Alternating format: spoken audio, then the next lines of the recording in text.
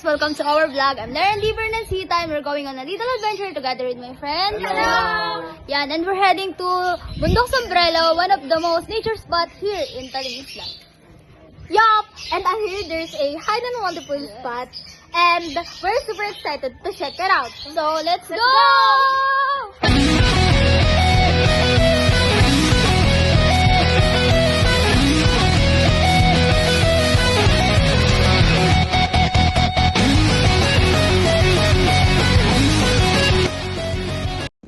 We stopped here at Subay and we're gonna show you the beauty of the nature. Woo!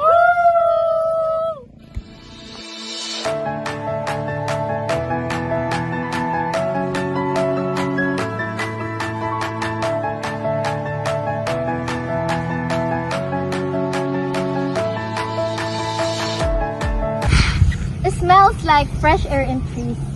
Way better than the city, right? For sure, this is what exactly we needed. Let's open the glasses.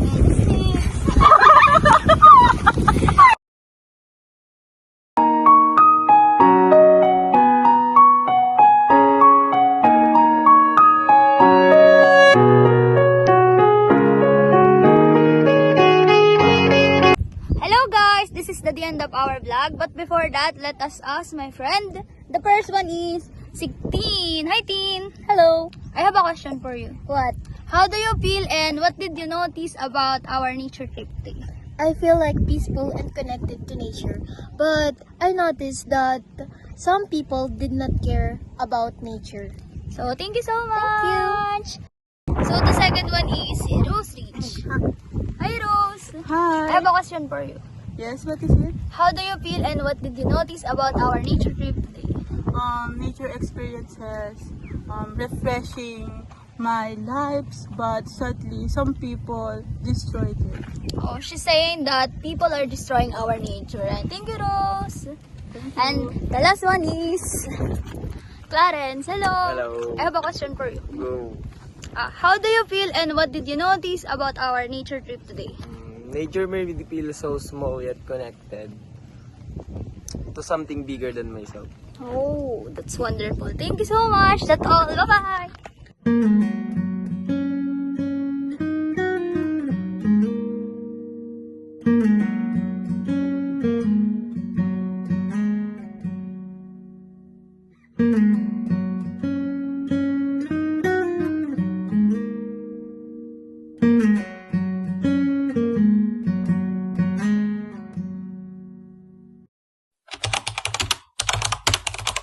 Nature is God's gift, so let's love it and preserve it for future generations.